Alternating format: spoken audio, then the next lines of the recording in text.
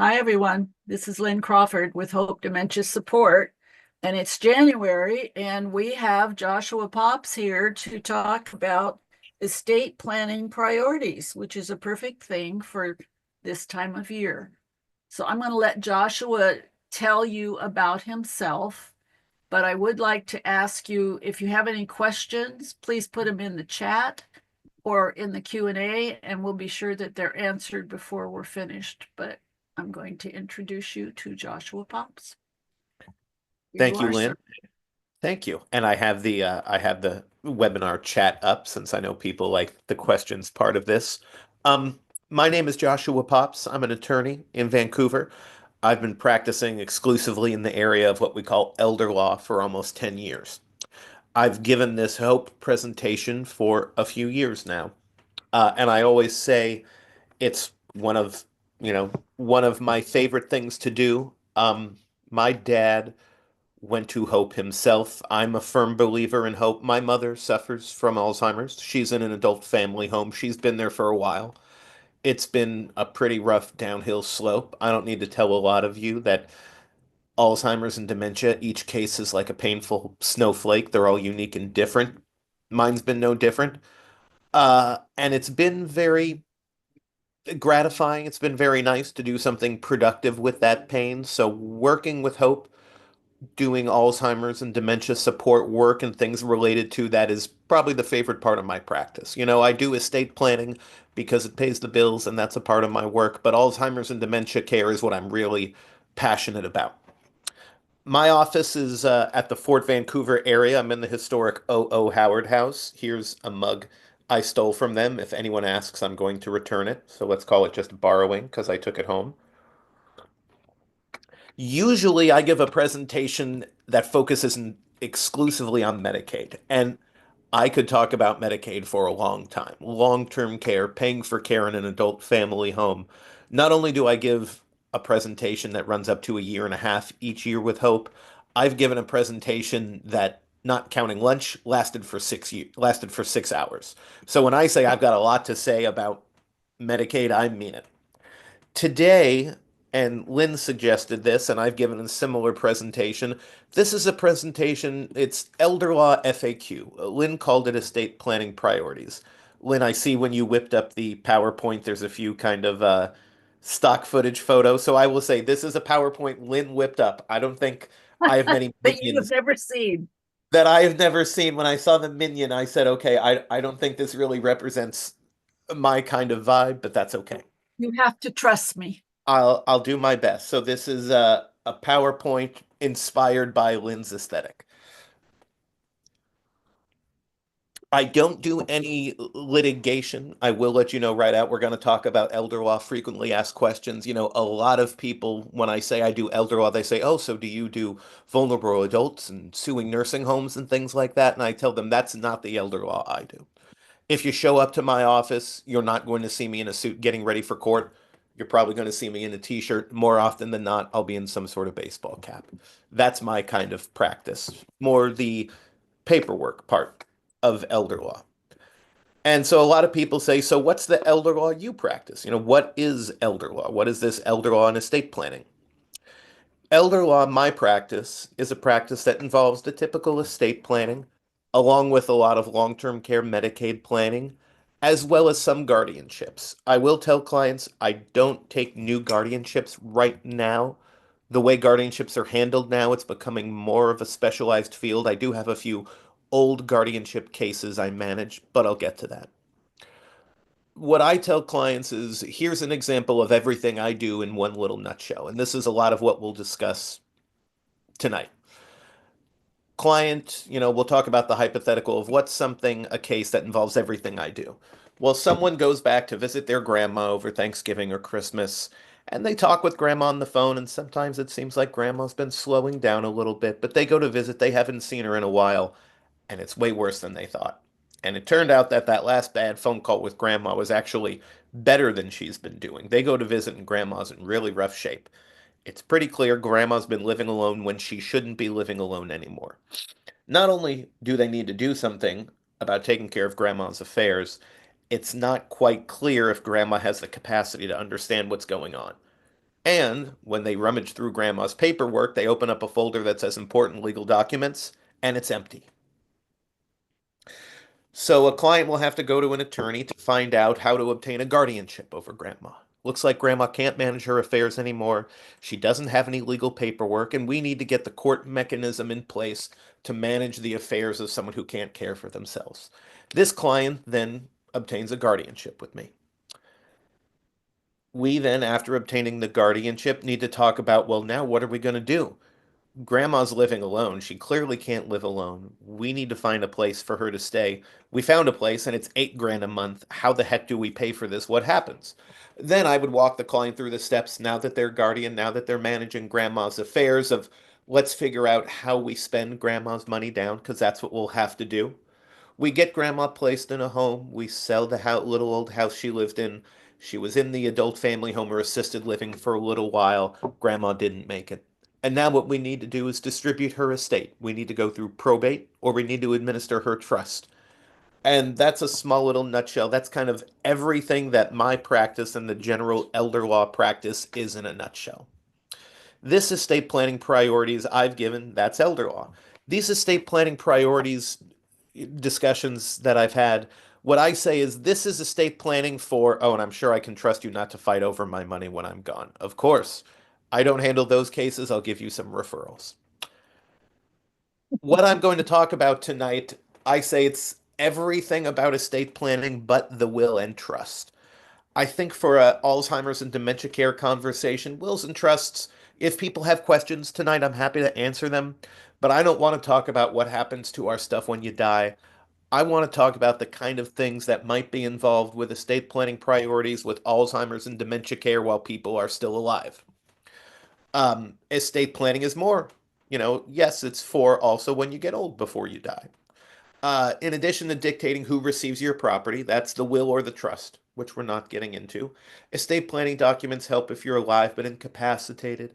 It can help for end of life decision making, those sorts of things. The big number one question I'm asking someone when someone comes to my office and they tell me their loved one has Alzheimer's and dementia is, do you have a power of attorney? That's the most important document for Alzheimer's and dementia planning in my toolkit. What is a power of attorney and do you need a power of attorney? I'll start with the second question. If you don't have a power of attorney, yes, you need one. And you need one effective immediately. And I'll tell you why. In simple terms, a power of attorney nominates an agent. The technical term, they're an agent or an attorney in fact to handle your medical and financial affairs. If you're unable to manage your medical and financial affairs and you don't have a power of attorney that dictates someone to manage on your behalf, they can't make doctor appointments for you, they can't write checks, they can't change your mail, they can't do anything on your behalf that you're unable to do. Everyone should have a power of attorney. It's quick and easy. Figure out someone who's in charge, put pen to paper, get it notarized. We'll get to what happens if you don't have a power of attorney. That's that guardianship part. And people will ask, did I say power of attorney effective immediately? Yes, I did. My own power of attorney is effective immediately.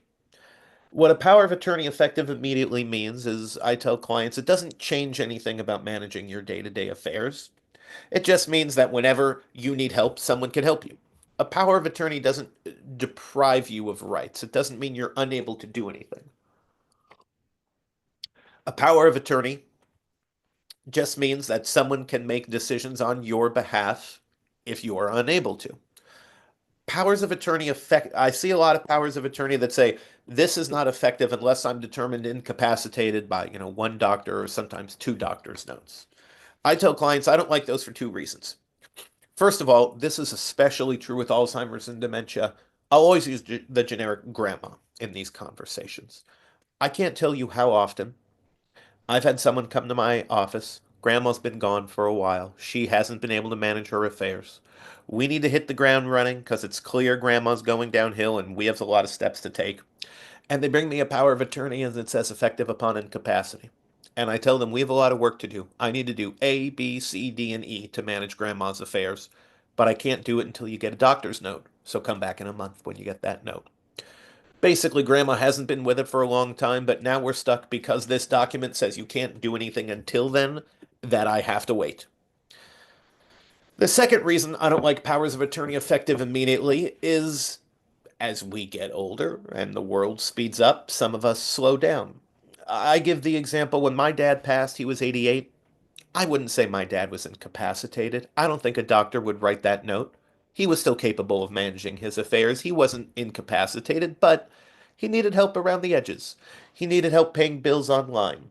He needed help managing this and that. With a power of attorney effective immediately, all it meant was he was in charge, but whenever he needed help, I could help him. And that's what a power of attorney effective immediately does. I changed my tune about powers of attorney effective immediately.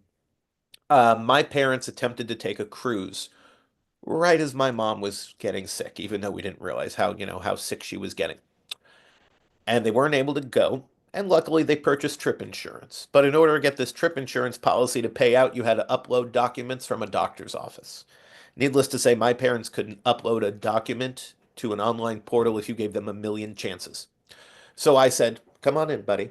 So I said, that's it. Here are new powers of attorney. You're signing them effective immediately, and I'm going to take care of this trip insurance. And I was able to take care of it. Um, that's why a power of attorney effective immediately is helpful for little things like that. That was around the time when my parents first moved into senior living, and my mom would introduce me to their new friends and would say, "This is our son Josh, the lawyer. He tells us what to do now." That was helpful because I told them, "Shut up and sign these powers of attorney effective immediately." Come on in, buddy. You can say goodnight. I'm giving my presentation, but you can say hi. Come on in real quick. Real quick, buddy. Sorry, a very, very temporary interruption so my son can say goodnight because he got back from Taekwondo. I'm giving a presentation. Can you say goodnight? Thank Good you. night, Daddy. Good night. Thank you, buddy boy. Okay. Sorry about the interruption. I promised him he could say goodnight. Now, powers of attorney, a lot of people, not a lot, I'm exaggerating there. It seems like a lot because it's frustrating when it happens. A lot of people say, well, I don't know if I trust someone to be in charge of my affairs while I'm still with her until I have incapacity. And I tell them, if you don't trust them then, don't trust them now. What you're saying is, I don't know if I want my son or daughter to be my nominated agent now, but it's okay. As soon as I'm totally gone, then they could be in charge, and then maybe I'm convinced they'll steal my money. I tell clients, if you don't trust the person to make the decisions for you, then don't trust nominating them now. I'd say once a year, a client will say, well, I'm sorry, I'm still not comfortable with it. And I'll tell them it's your America. But I'll also tell them, I feel strongly enough about this that I need you to sign this piece of paper saying I advised you to get a power of attorney effective immediately. That's how strongly I feel about it. I draft my powers of attorney in the state of Washington to be full medical and financial in one document. Occasionally, clients will ask, can I have separate powers of attorney for medical and financial? They want one child in charge of one and one in charge of the other. And I tell clients, as long as the kids are totally on the same page and you want them each to have their own little fiefdom, I'm okay with that. But do not put two people in charge unless they totally get along 150%. This is the extreme example, but this is the example I give. This client, the person who these people were children of, passed away before we had to solve this question. So I can't even tell you what the answer is. From a legal perspective, I say, thankfully, she passed away before we figured out the answer. But a client had two kids. She had a straight-laced, I believe he was an accountant or some sort of financial advisor, and she had an oogie-woogie, hippy-dippy daughter. And the Oogie Woogie daughter was in charge of medical and personal decision making, and the straight-laced shirt and tie financial son was in charge of the financial power of attorney. And the daughter, as medical power of attorney, was a firm believer in the healing power of crystals. And the son, who she didn't get along with, said, "I'm not paying for crystals." Who wins? That's the extreme example, of course, but it's all sorts of things. What if the medical power of attorney thinks we need a, handy, capable van sort of thing, and the financial power of attorney doesn't want to pay for it? Or maybe these are just two people that don't trust each other. I tell clients if you're going to have separate powers of attorney, you have to totally trust them. The other question, of course, is can you have two powers of attorney? Theoretically, you can have three. I think that gets to be a little much. But a lot of people have two kids, they totally get along. And I tell clients if you want to nominate people to serve as joint powers of attorney with to act jointly and separately, that's a good choice. If they have to make decisions together, again, or they don't get along, that's a bad idea. If it's a case of caring for a loved one's a lot of work, so let's nominate two people so we can both have them sign, that's a great idea.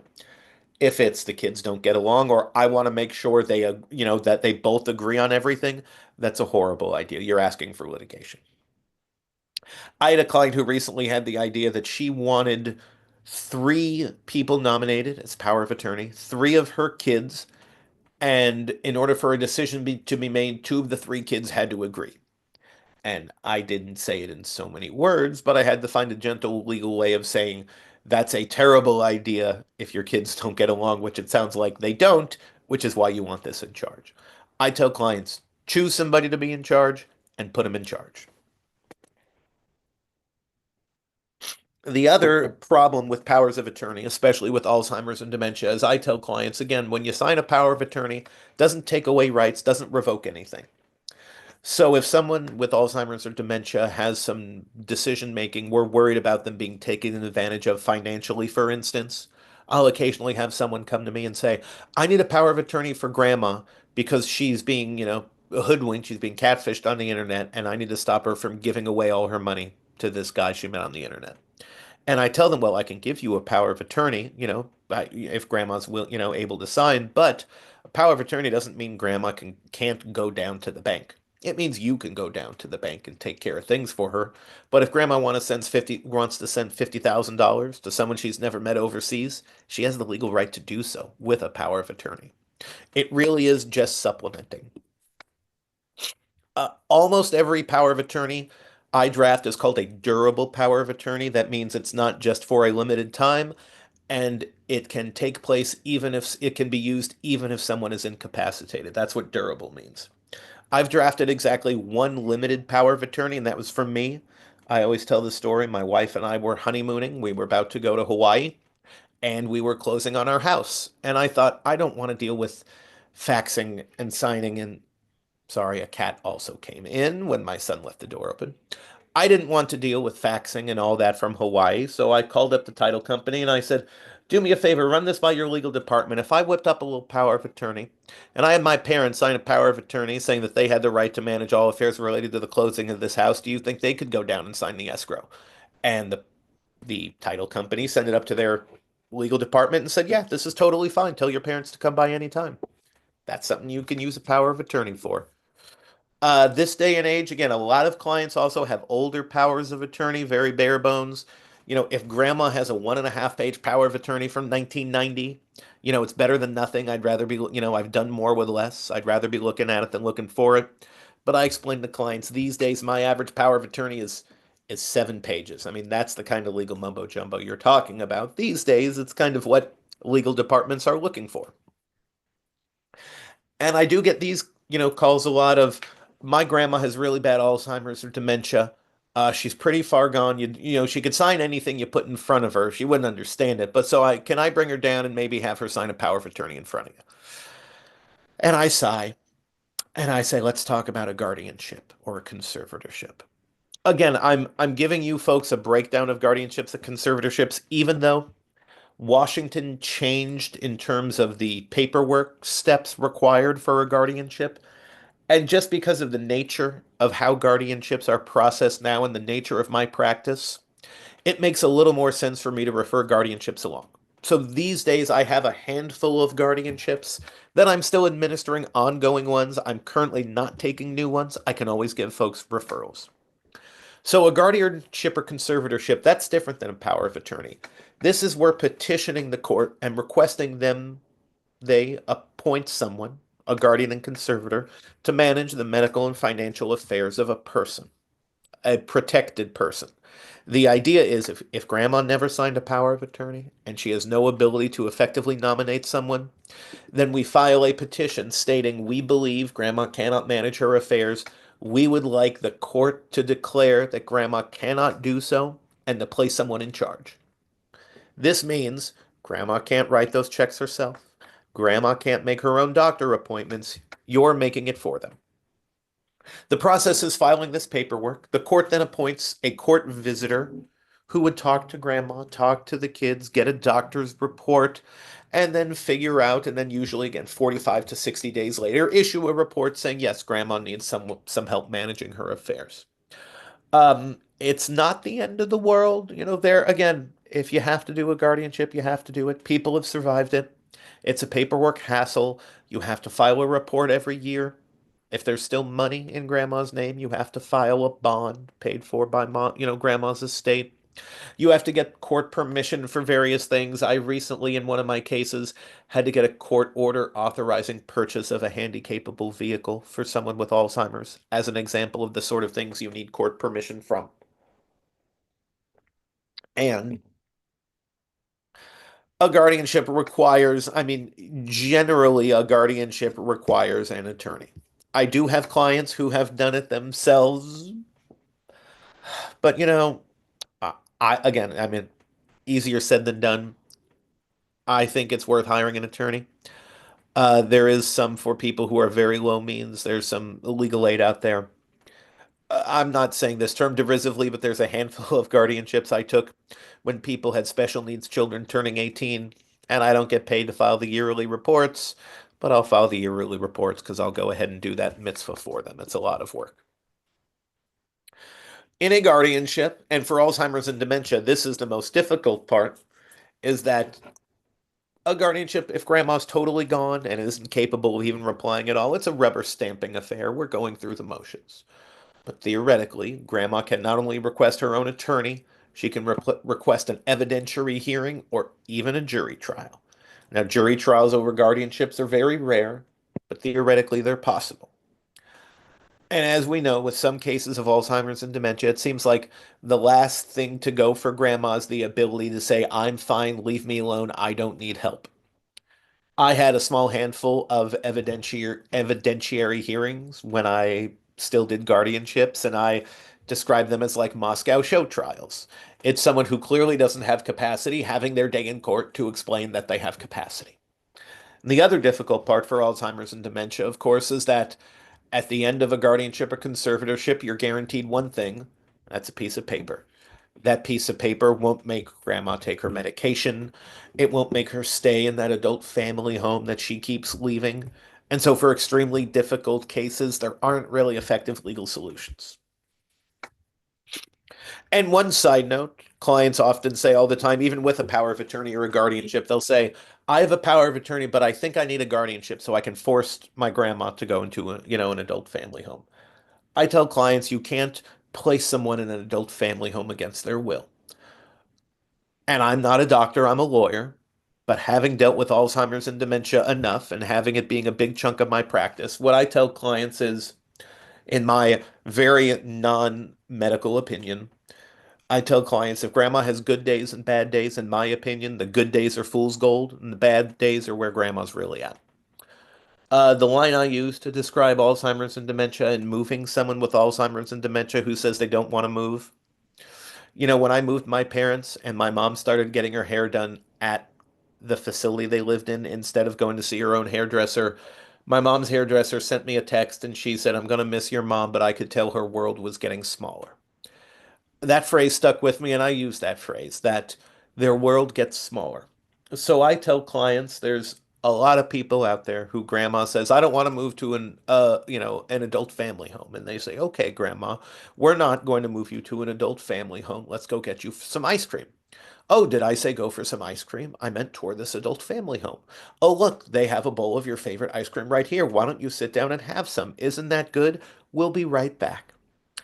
And grandma's house is sold, and she's been at this adult family home for a while. And every so often, when the kids visit, grandma says, the ice cream's good here, but I'd like to move back home when I get a chance.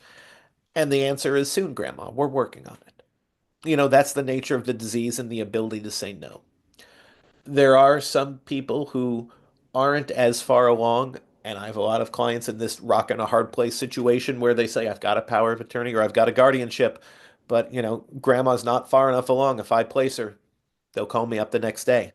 And then you're kind of stuck. You cannot place someone with that level of, capacity to say no in a home, even though we all know capacity is a shifting thing. The other main legal document I am putting in my, kind of estate planning, what one of my clients called the little black folder of doom. One of the other big estate planning documents is called a healthcare directive. Healthcare directive is also called a living will or an advance directive in other states. It is putting it to you in plain English in Washington state. It's a document that states if you are in a terminal condition or a permanent unconscious condition, whether you do or do not wish to receive artificial nutrition and hydration. Permanent unconscious condition, that's pretty clear. It's a coma. Terminal condition, it's defined as, would cause death within a reasonable period of time and acceptance with reasonable medical standards. And most importantly, where the application of life-sustaining treatment would serve only to prolong the process of dying. I don't know if there's anyone out there who has or hasn't, what percentage of people, I can't really do a show of hands, have had to deal with pulling a plug on on a loved one, so to speak. Um, to put it as bluntly as possible in my, again, non-medical, but just what I went through personally opinion, you know it when you see it. And I say if you've had to put down a pet, you've had to put down a parent. When it comes to healthcare directives and clicking, checking that box of whether you want to pull the plug or not. There it is, estate planning priorities. Oh, I hate that. I hate those stock photos, Lynn, of the young people and I do too. I I know. hate that. I hate that so much. And I hate, Oh, I all the really do. pamphlets at Cherrywood Village and, Hidden Valley and all the acres and all the, the old people in the exercise room or they're playing checkers and laughing. Drives me nuts. So, yes, you need a healthcare directive. And again, that's the pull the plug form.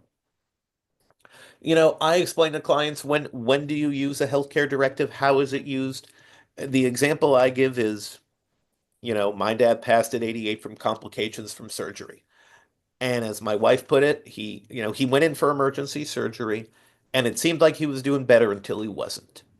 Seemed like he was having a rough recovery and we were figuring out what was going on and then he just started going downhill.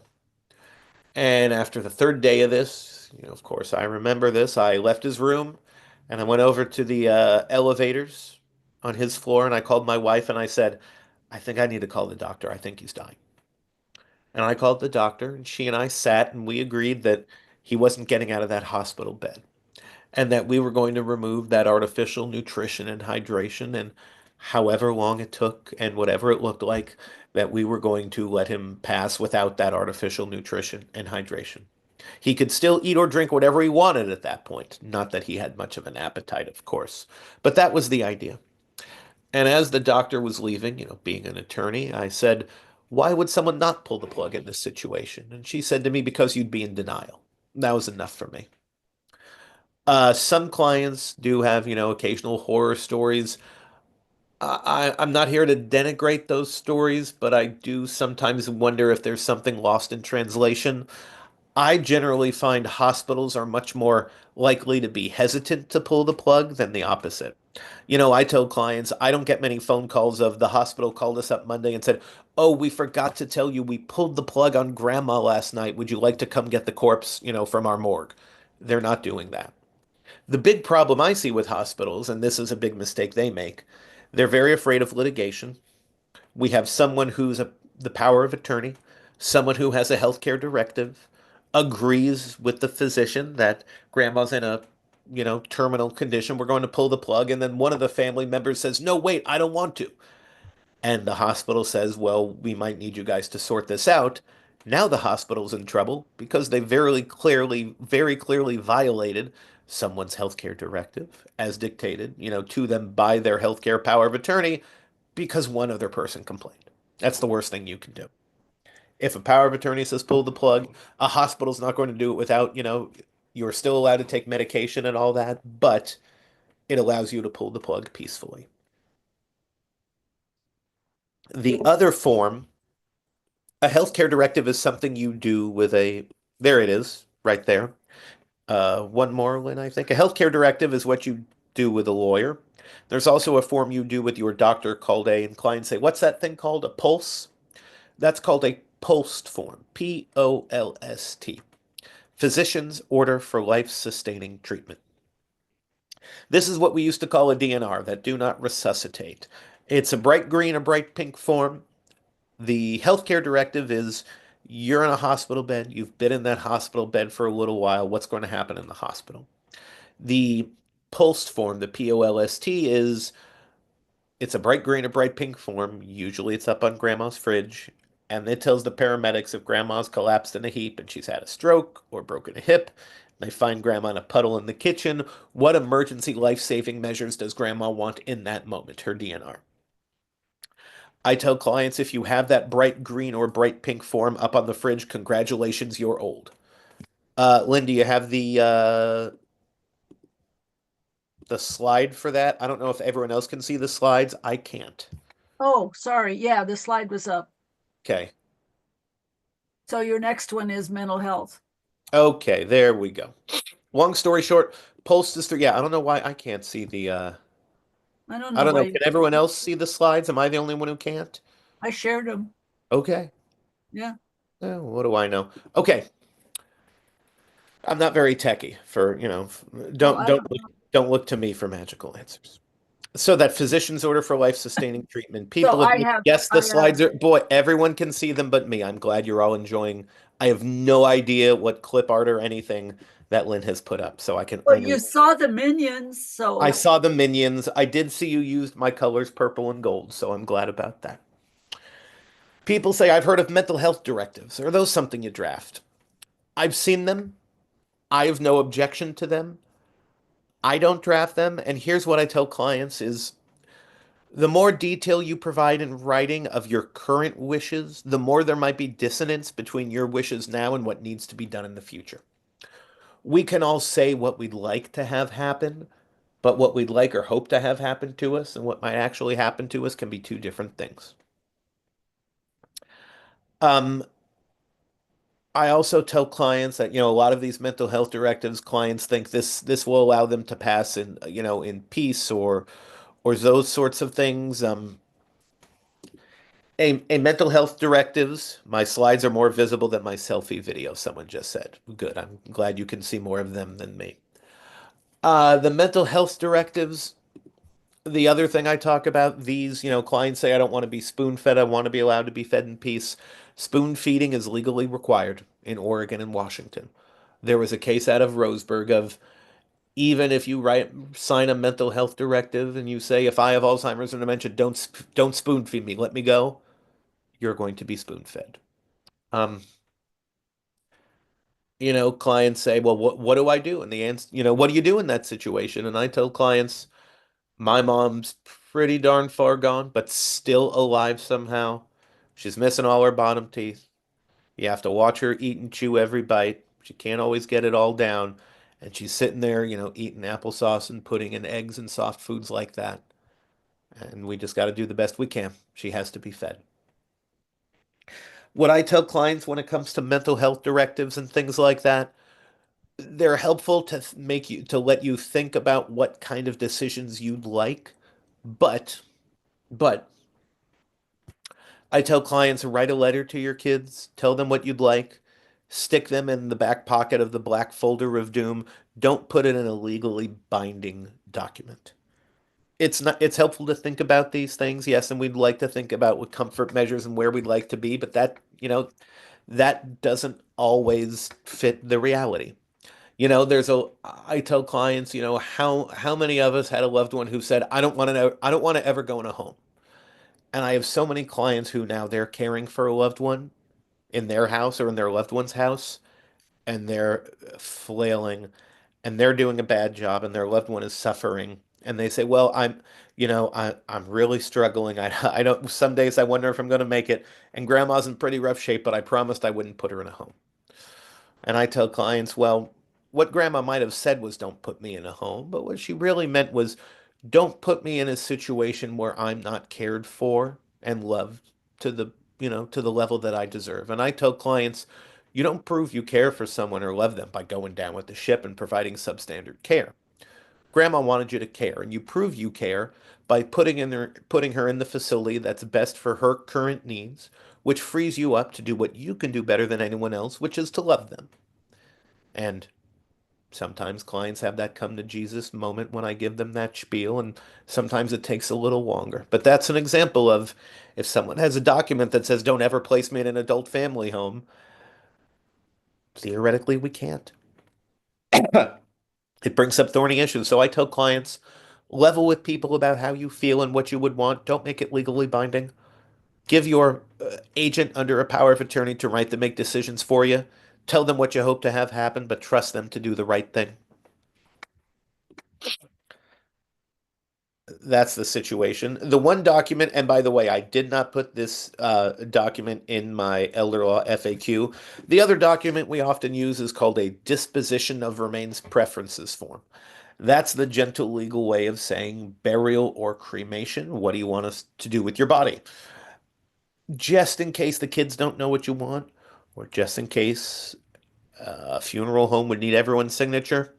I tell clients, I have a lot of clients who write down on a piece of paper, cremate me and surprise me, or the legal equivalent of that. Um, that is technically called, I put it, cremation with disposition of ashes determined by next of kin. For a lot of clients, that's cremate me and surprise me.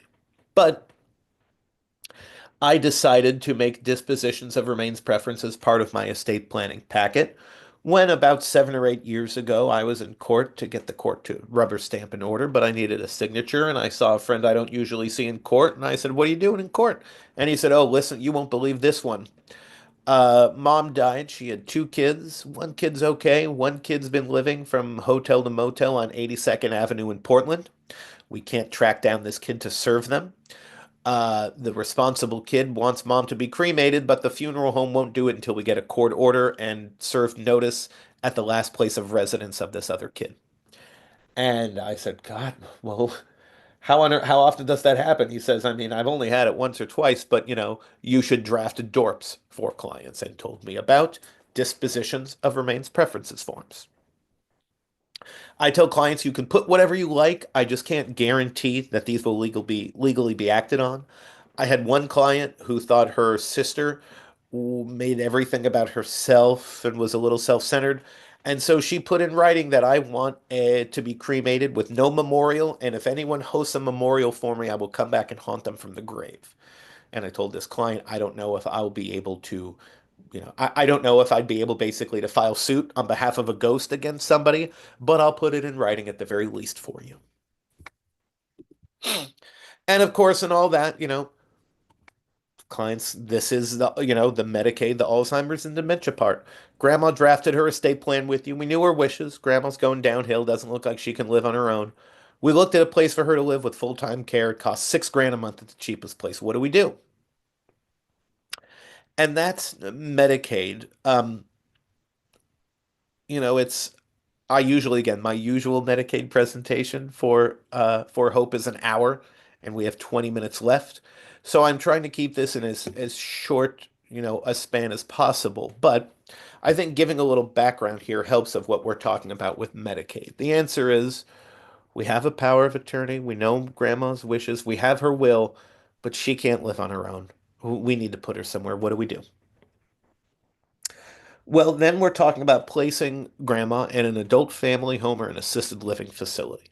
Assisted living facilities are larger places with bells and whistles. They're larger, more, communities with some assistance or memory care, bells and whistles. An adult family home is a small, privately run facility with 4 to 6 residents, and that's usually, again, run by a family in a private home. For assistance of just people getting older and needing help, I recommend assisted living facilities if they need them. If Alzheimer's or dementia is involved, I'm recommending adult family homes. I tell clients, and this is just again from experience, this is not in the slide here, but this is something I wanted to talk about, is just an example of the kind of things we're talking about.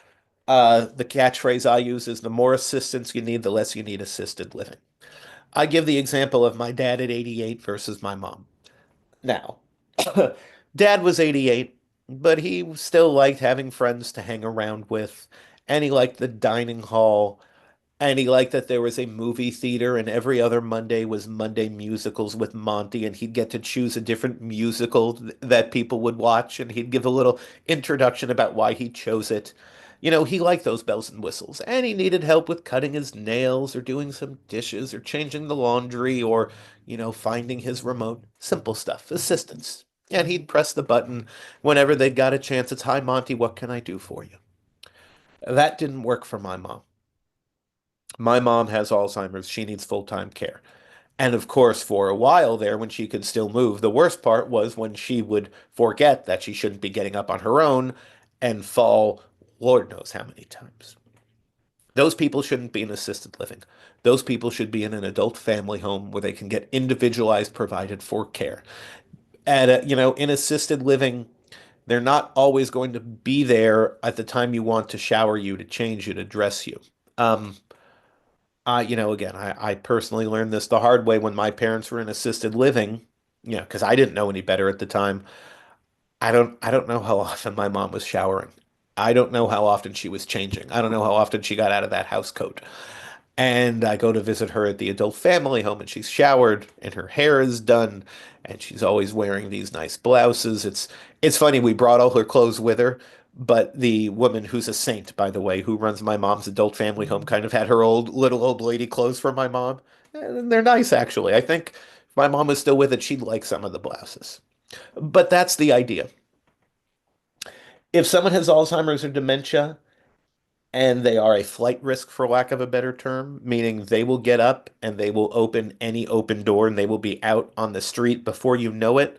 You have no choice but to look for a memory care facility, which are subsets of larger facilities and are, for lack of a better term, they're locked down. They're expensive. The care is not perfect, but sometimes that's the thing you have to do. So we're looking at adult family homes or assisted living facilities or memory care facilities, and they're $6,000 a month at the cheapest. So the question is, how do we pay for all this without ending up on the street? And the answer is a program called Medicaid, long-term care Medicaid. One of the few things I try not to, legal mumbo jumbo is its own language, and I try not to correct clients too often. But one of the things I do correct clients on is when they say Medicare, I always gently remind them, remember, it's Medicaid.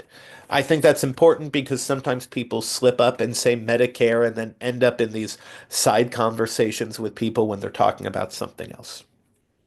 And a little background is helpful. Medicaid was a part of the Great Society program with LBJ.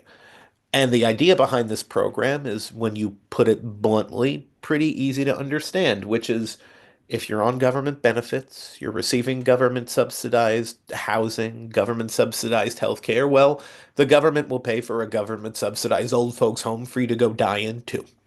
That was the simple and straightforward idea. And same as any other government programs, well, if you don't have the money for it, this is a needs-based program. So if you meet the qualifications for being broke enough, we'll pay for that care too. And of course, Great Society 1965, we had no idea how long people would be living and with what sorts of conditions. And I tell clients, elder law grew out of that as people were living longer, and more middle class and even upper middle class people started dealing with these problems, elder law grew out of that estate planning attorneys would get phone calls from clients saying, grandma's in this facility, we need to figure out how to pay for it, and attorneys educated themselves on Medicaid. I tell clients, if we went back in time and picked up a phone book in 1984 and looked in the yellow pages for elder law, we wouldn't find one because it didn't exist. But again, as the need for care grew, this idea of long-term care Medicaid planning grew around it to the point where, again, there's attorneys who can have a focus that's a heavy focus on long-term care Medicaid, like me. There's a lot of steps we can take, but the parameters of the program are the same of the government will help pay for your care. And if you have below a certain amount of money and have an income below a certain amount, you'll qualify, and the government will help subsidize this long-term care. There isn't a ton we can do for single people, divorced people, widowed people. We don't have as many options. Uh, I tell clients, hold on, let me get the exact number as of today. My mother, dad passed away. Mom was in the adult family home. Mom didn't have enough money left for me to really do anything cute or get creative with it. So I wrote a check each month for $6,000 until my mom was at or below $2,000. That's it. And when my mom passes away, I'm going to inherit $266.49. And I tell clients, you know what I'm going to get with that $266.49? Drunk. For married couples, there's a lot more things we can do. Again, I tell clients for married couples, there's income and resource limits. If grandma needs to go into a facility, grandpa is not going to be broke on the street. A home is always exempt. A car is always exempt. There's all sorts of other bells and whistles and various things I can do, but at the very least, grandpa can keep 70 grand. He can keep his income. He can keep the home. We can get grandma in a facility, and we will be able to do all that without grandpa being out of house and home. When it comes to long-term care Medicaid and married couples, the most important thing is, first of all, remember, you're not going to lose the house. You're not going to be broke and out on the street. It isn't mentioned in my FAQ, but I do hear this a surprising amount of time. I don't know where people hear this. Don't get divorced. If you've resented being married for a long time and you've secretly wanted to get divorced and you're looking for a convenient reason to get divorced, then maybe you should think about a Medicaid divorce. But if it's not that, don't get a divorce. Again, I've been doing this almost exclusively for 10 years now. I recommended a Medicaid divorce once. It was a client who had been married and then divorced, and she reconnected with her high school boyfriend. Isn't that how it always goes? And she wanted to stay boyfriend and girlfriend, and he said, "No, I always wanted to marry you. Let's get married." And she said, "Okay, fine." And it was great that they had a separate property agreement, but for Medicaid, that didn't matter. What's his was hers, and what's hers was his. And she had about $1 million she brought into the marriage, and he brought about 50 grand in. That was a situation where I said, okay, maybe we need to separate these assets. The husband passed away before we started doing that. But that's an example. That's the only time I've ever gone down the Medicaid divorce road. There's always a better option than divorce. Unless you already wanted to get divorced, there's always a better option than Medicaid divorce. The home's always exempt, again, because people will end up on the street. That's, again, the basics of Medicaid. I didn't want to get too deep into the weeds on this elder law FAQ, except to say, again, I've given an hour and a half presentation before to lay people on Medicaid. I've given a 6 hour presentation on Medicaid to some professionals. There is a big yearly conference in every April I go to, the Washington Academy of Elder Law Attorneys Unprogram, where I do a lot of my Medicaid work. Medicaid is it's complicated. I'm always thrown curveballs, but it's my favorite thing to learn. So I will tell clients of a situation, if you like, if you have a situation where we need to pay for care, let's figure it out. Sometimes we have various options we can go with, and I tell clients some of my most difficult but rewarding consultations are when clients give me their situation. They tell me what's going on. They tell me what they'd like to have happen. And I have a consultation that basically boils down to, I think you're screwed. So now what? And I think there's, though, again, those are my favorites because I remember I had that with my parents where I got a big pile of bad news pretty much 2 days in a row.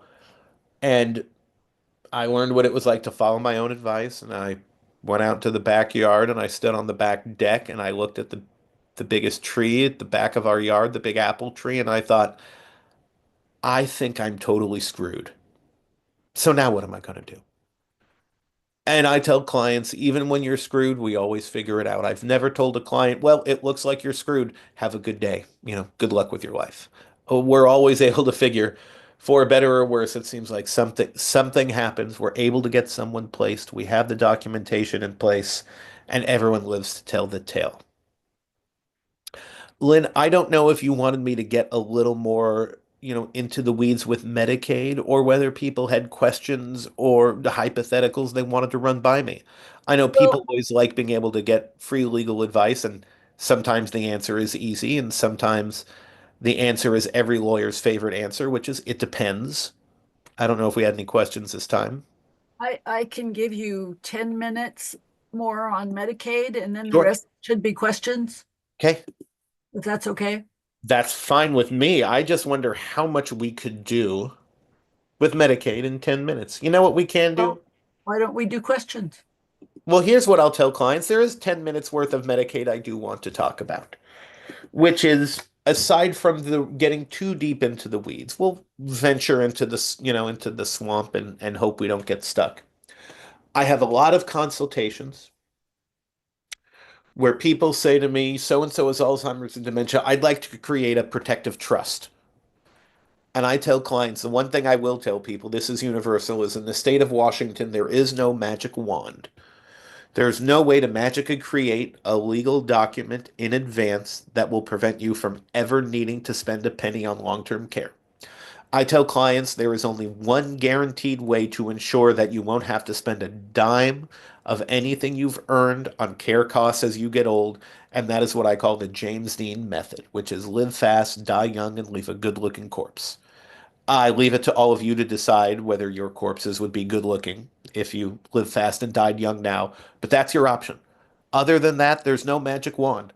Getting old, having to pay for care, these are things we all have to deal with. There's no such thing as people hear these an asset protection trust or a Medicaid trust. That isn't something we use to plan in the state of Washington. There is one, and unfortunately only one magic wand I can wave for estate planning purposes for people with Alzheimer's and dementia. And I'll describe this briefly. Again, I try and keep the concept simple, even though these can feel very complex. There is one kind of trust we can draft. Let's take the situation of grandma and grandpa. And grandma comes to see me because we need to place grandpa in a facility. And I've told grandma, well, yes, that the home is exempt and 70,000, and that 50 grand you have in your account is exempt. Let's pretend grandma has a small estate. Here's what I want to do for grandma. Here's the one magic wand I can wave. I tell grandma I have good news. I have one way to guarantee that if you have to place grandpa in a home tomorrow, you won't have to pay a penny more than required on his care. And I tell grandma the only bad news to this plan is I need you to die first. Here's why. Whenever we have someone with Alzheimer's or dementia, we don't want assets in their name. We don't want the home in their name. If the house is owned by grandma and grandpa, I take that power of attorney, I draft a deed transferring title to the family house to grandma's name only. Grandma now drafts a will with what is called a testamentary special needs trust. Those are magic words. Just had a client sign one today. We don't want grandma, who's healthy, to have everything in her name and then draft a will that says, I, grandma, leave everything to grandpa.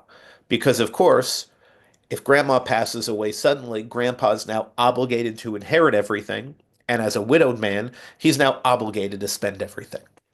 So we have grandma's will say, I leave everything I own in my name, and everything is in grandma's name, to the Grandpa Special Needs Trust.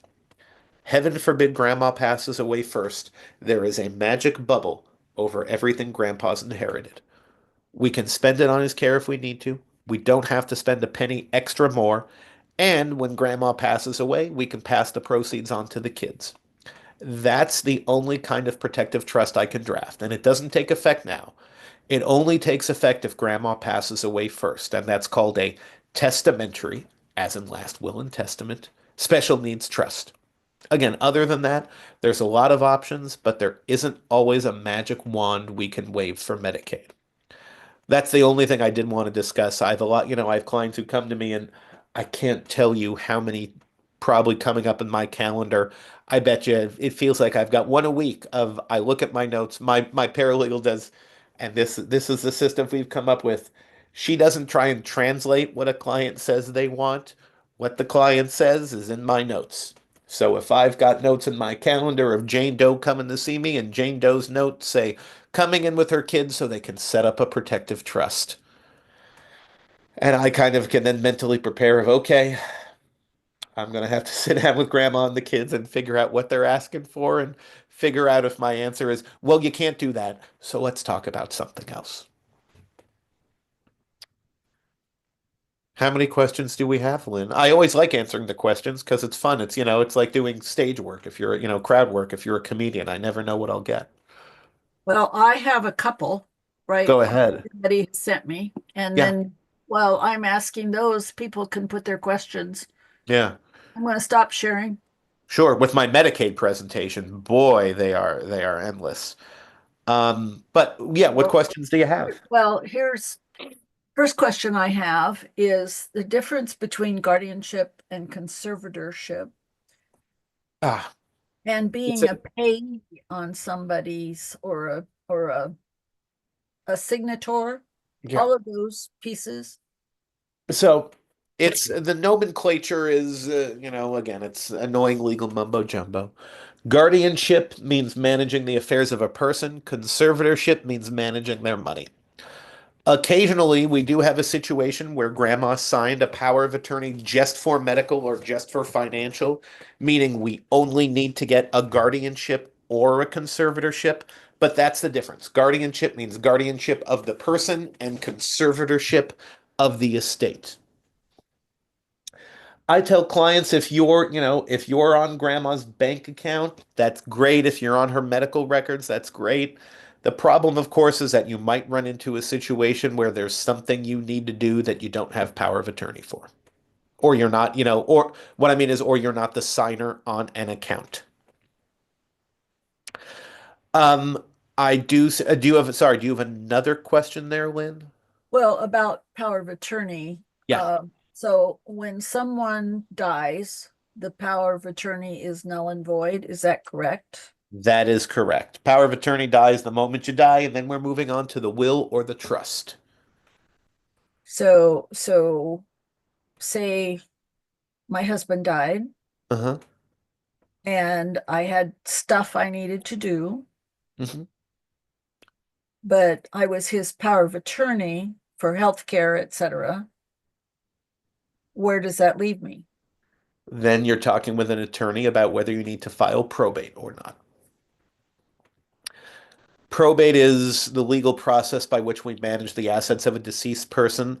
I will say, generally, when one spouse passes away, we don't need to go through any more probate or anything as long as all the assets are in both spouses' names. If I give you the typical estate of its husband and wife, and the house is in both their names, and there's a joint checking account, and the IRA account of husband lists wife as a beneficiary, you don't need me. A death certificate cures all. Powers of attorney, leveling with you, or probates, were a lot more frequently filed when one spouse passed away pre-women's lib.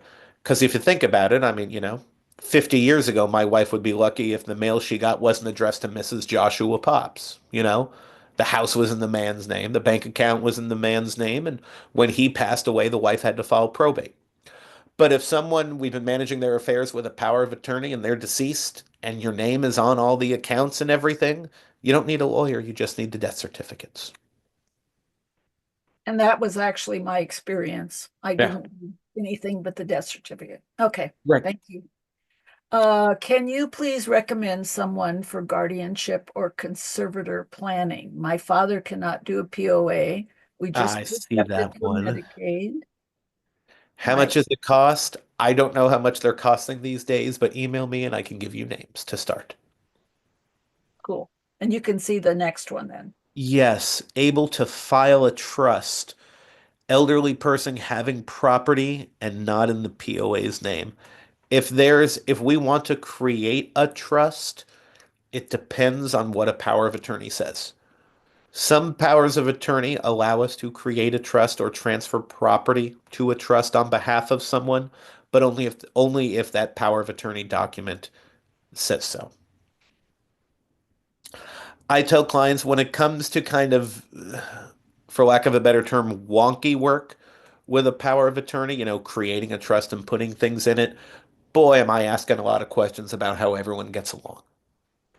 It's sad but true that I tell clients is there are there a lot of things which you could do but you might not want to do and, get in trouble with if nobody gets along, sometimes that's an issue. Especially I tell clients If we were to ever, for instance, if we were to create a trust that had a different disposition of assets than grandma had before, I'm sorry, I'm not touching that one. I don't let, I've only had to testify in two trials. I've yet to be deposed. It's going to happen eventually, but I'm already not looking forward to it. Oh. Can a testamentary special needs trust be listed as an IRA beneficiary in the case of a couple? Yes, it can. I have, when it comes to special needs trusts and IRA beneficiary designations, I have kind of specific language I like to use with those trust companies. And a lot of the times, the most helpful ones are when I have a financial advisor I can work with, and I can email that financial advisor of, hey, here's the situation, here's the language I'm looking for a beneficiary designation. Can you let me know if this would work with Charles Schwab or Raymond James or someone like that? But yes, we can theoretically list a trust as the beneficiary of an IRA. And I talk about with clients the other options or pros and cons of how we go about doing that. You see the Q&A?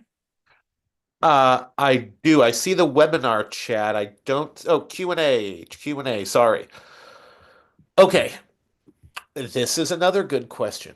If a person with dementia has a monthly pension outside of Social Security, what's the monthly income limit for Medicaid? The current monthly income limit, because they just raised it again. Let me get there. Hold on, because I want to make sure I give you the exact right number to show you how frequently that question comes up as well. The income limit for Medicaid in the state of Washington is $13,542. I can't tell you how often I get a consultation with notes that say, person needs to talk to you, need Medicaid, but they make too much money. You don't make too much money.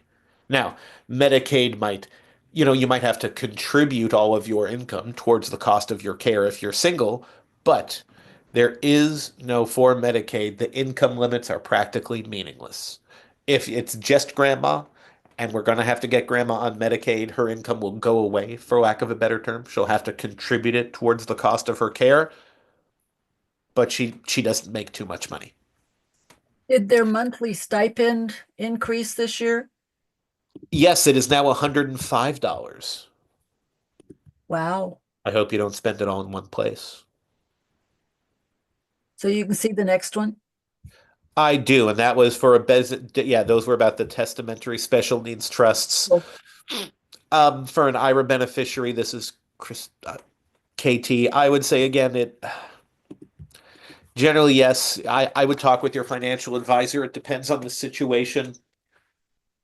Uh, yeah, it depends on how old you are, how old they are, those sorts of things. How much we want to err on the side of caution.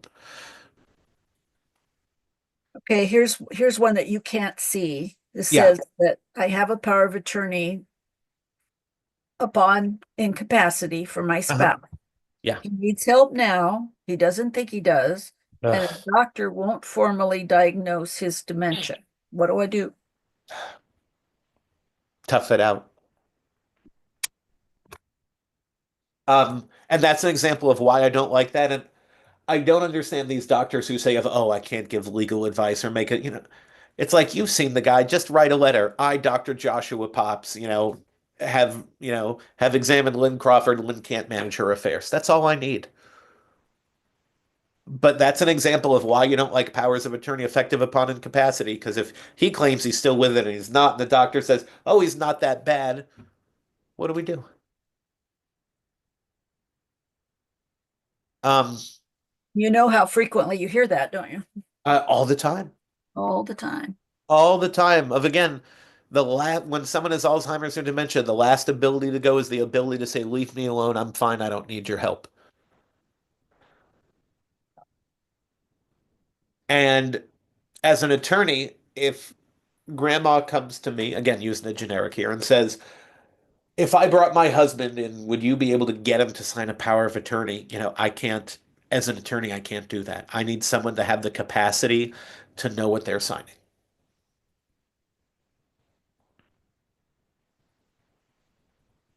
And that puts people in a difficult situation. I have a will and a Yeah. power of attorney in place for my spouse, Who do I talk to when it comes time for paying for full-time care? Do I speak with an elder law attorney about options, reverse mortgages, etc., to figure out the best pathway? Yeah, you can talk with me. Those consultations are, they can be a little, a little frustrating for clients, but also enlightening. I think the frustrating part is a lot of clients will come to a lawyer and say, here's what's going on, tell me what to do. And sometimes it's very easy, and sometimes there isn't one right answer. The metaphor I use, which is my favorite metaphor of mine, so I'm glad I finally get to use it tonight at 7:36. Long-term care planning, elder care planning, I tell clients with the world's most, is I describe it as the world's most morbid horse race.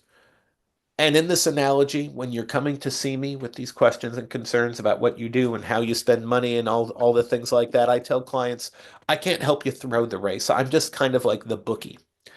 And in this world's most morbid horse race, you tell me what kind of money we're talking about, and I kind of help you set the odds. And I tell you what the odds are that different horses might come in this race. And when we're sitting there in my office, we can't predict the future. The best thing we can do is just based on our tolerance for risk and our guesses at what might happen, all we can do is set the odds on that horse race. And then ultimately, at the end of the day, all we're doing is figuring out which horse we're going to put our money on and asking ourselves, how lucky do you feel? That's kind of, and I hate to say, but that's kind of true. That's what an early on Medicaid consultation is. It's here's what's going on, and it's, well, we could do this, and here's what might go wrong. Or we could do this, and here's what might go right. How lucky do you feel? And again, in this analogy, I'm the bookie. I'm helping you set the odds. I do tell Oh, clients Medicaid consultations, though, those kind of conversations, I need what I call a precipitating event to really dig in. So if people have just retired and their grandma was sick and they wonder what they might do, I might not be able to help them. I need grandma to have that Alzheimer's diagnosis or to have had that stroke. I need to have an idea of when we're going to have to place this bet, if that makes sense. so when I've had the experience with a couple of family members Yeah. that you weren't sure just exactly how close you were Yeah. till you actually did the application, and have had the experience for them to say, well, don't be frustrated, try again next month. When it's been as little as $200 or $300 over the $2,000 in the bank situation, spend it down, buy this, buy that. Oh, yeah. I tell Talk about clients, that a little bit. oh, well, the vast majority, Medicaid in general, is not a program where they're designed to screw you over and reject you. Most of the time, they're there to work, they'll work with you. That being said, if we're close to the edge, I'm always happy to help give clients ideas. If you can spend money by the first of the month being under $2,000. One of the things I've learned, if we're spending money, the first question I ask, do you owe money on a mortgage? Do you owe money on a car?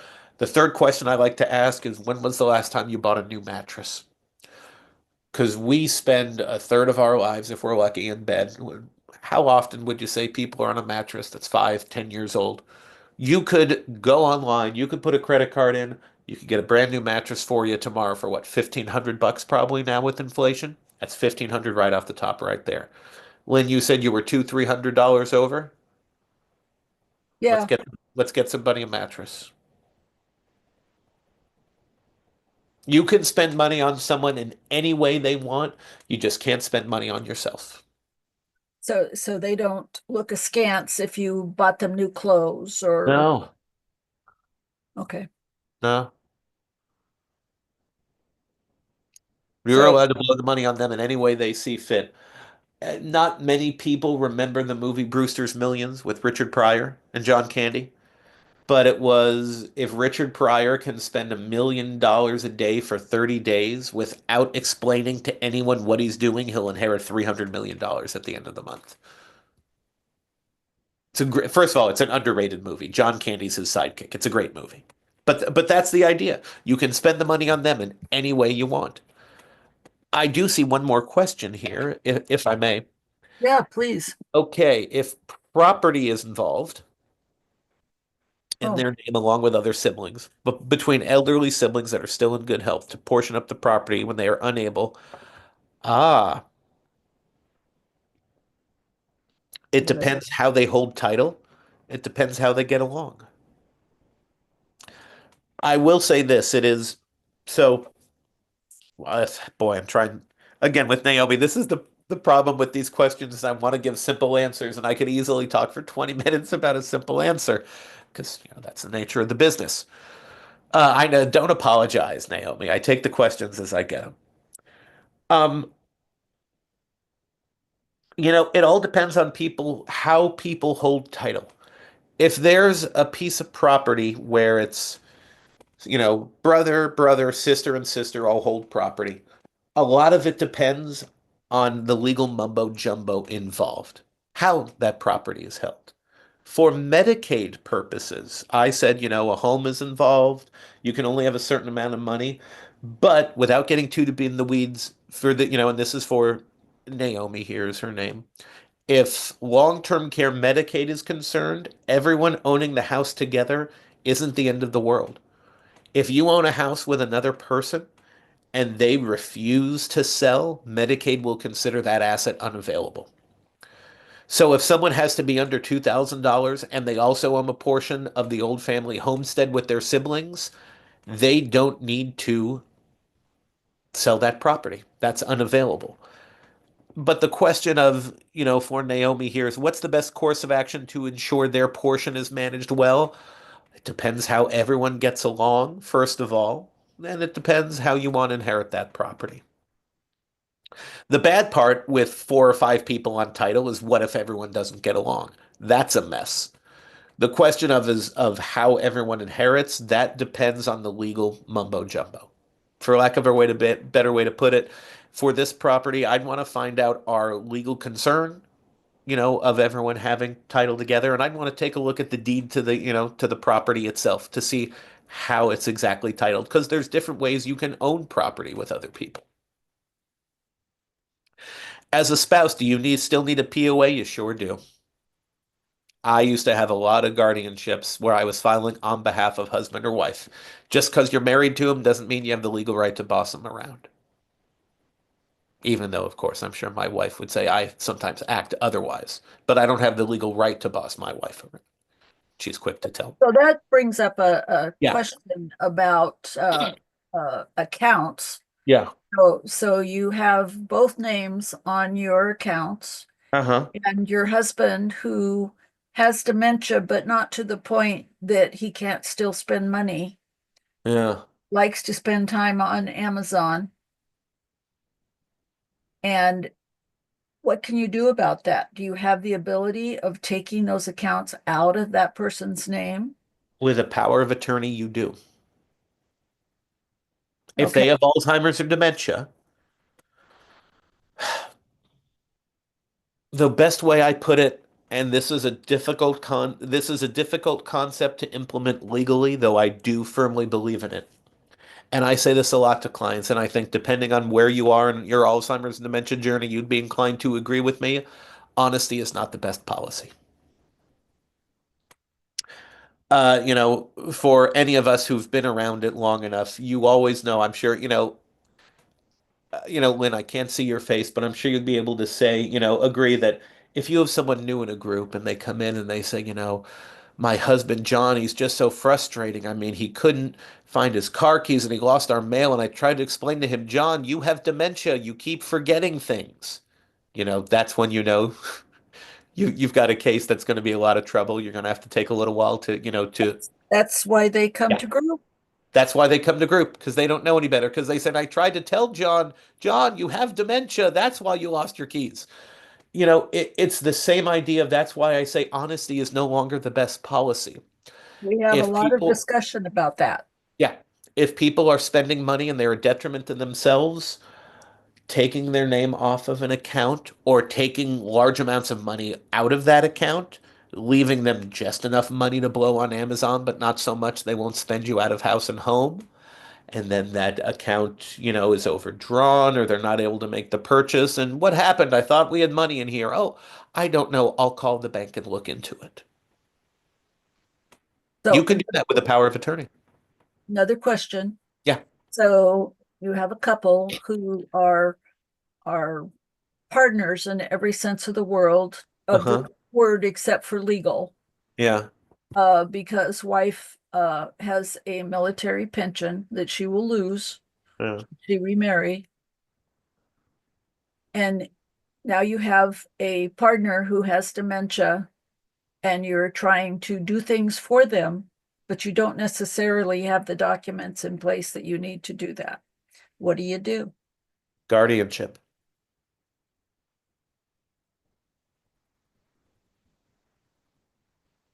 I mean, if they can't sign a power of attorney, that's what you got to do.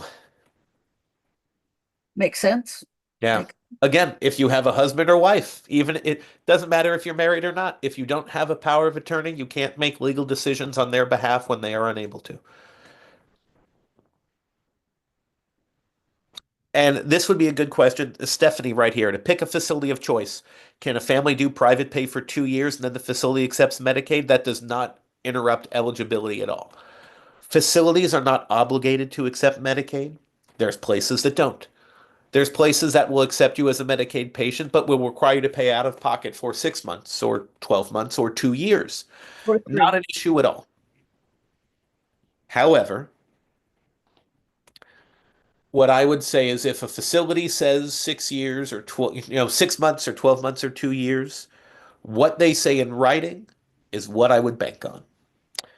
I'm not here to say any facility, and I can't even remember the names offhand. But with the bigger facilities, larger assisted living facilities that require you to pay out of pocket for 2 years, and they say, oh, generally require 2 years, but I'm sure if there's a problem, we'll always be able to see if we can work something out.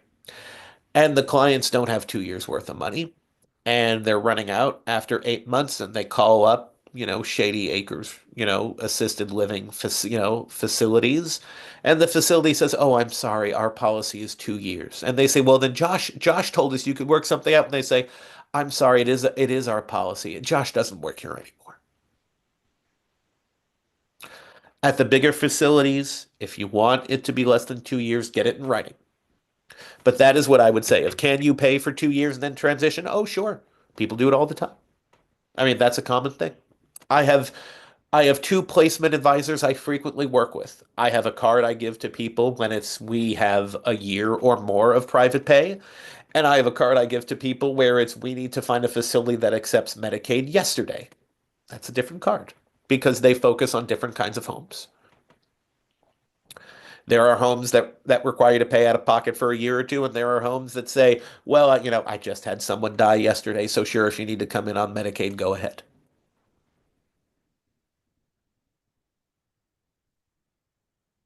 So, what is your experience with the person who is an absolute threat to everyone because they won't stop driving? Ugh.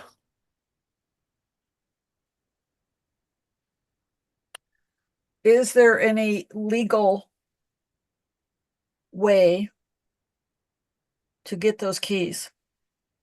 Legal? None that I'm aware of. I had a client who had a friend come over and take the wheels off his dad's car.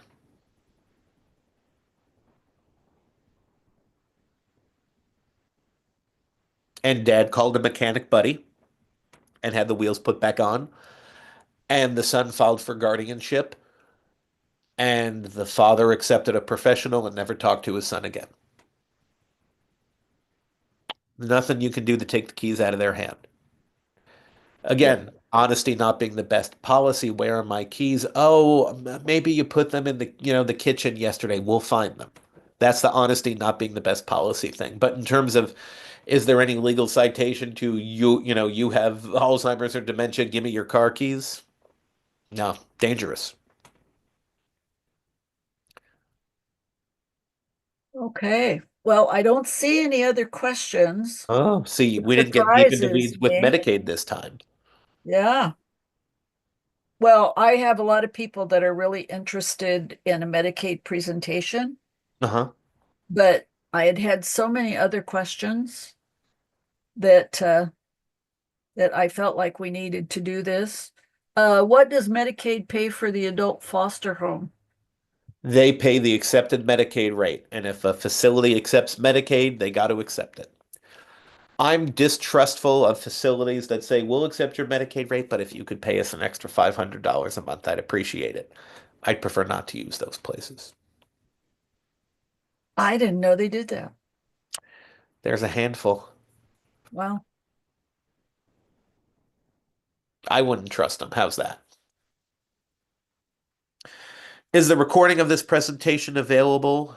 Yes, they're usually, Yes, yeah. it will be available as soon as we put it on our YouTube channel. And I'm sure over the years you can see me getting grayer and grayer and dressing more and more They're, casually. they are there. It's Yeah. true. It's And I'm true. sure in one of them I'm wearing probably like, a button-down shirt. The first one. Well, look at the picture on your website. No, no, I'm going to get I my think you can believe it actually because no, it's it's so like, old now. well, I don't know. My best Anyway, friend's wife said if she saw my ad in the paper, she'd sue for false advertising. I'm not going to comment Thank as you. as an elderly person here. I So, appreciate that. so for everyone here, thank you so much for being here. Oh, and Next, one last question. oh yes, If someone has a power of attorney, is there a circumstance where they may need guardianship as well? Only two circumstances do I recommend a guardianship or conservatorship. One is when people are fighting over powers of attorney. Here's what I mean. There's no such thing as an irrevocable power of attorney. Meaning, one kid says to grandma, I need to be your agent. Grandma says, okay. And the other kid says, no, they're doing a terrible job. Let me do it. And it's like your hands on top of a baseball bat, where the kids are just playing tug of war over powers of attorney, that someone has to file a guardianship to nip it in the bud once and for all. I have to tell you that we had that experience in the hospital when we would actually have to get a guardian ad litem Yeah. because of the infighting with the Uh-huh. kids. Yeah. Where you just, And that would go on to guardianship because of that, for that reason. because So, a power of attorney was insufficient to properly manage mom's affairs. yeah. Pressing the nuclear button. The other time, again, is the example I give of we have a power of attorney for grandma, but she's being taken advantage of by a Nigerian prince on the internet, and she's spending so much money, we need to prevent grandma from being able to manage her own money, period.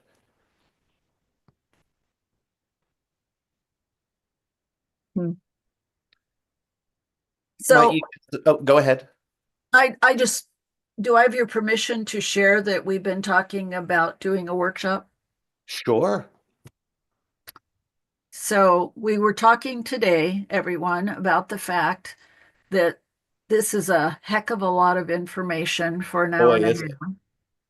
And that if we were really nice to Joshua, that he might do a workshop for us that we would do maybe in the spring. Lynn, you're always nice to me. And we haven't fleshed it out. So, but but I'm sure that it would be very popular. I'd love to. So be thinking about that, everyone. We will do that. And next month we will totally change gears and we'll have Jake Beck from Upbeat Music Therapy talking about why music is magic for people who have dementia. So thank you all for being here. Thank you, Joshua, for after your full day's work that you're here talking to us. We appreciate it. Always happy to for Hope. So thank you all for being here. Thank you, everyone, for listening. Bye, Lynn. Bye.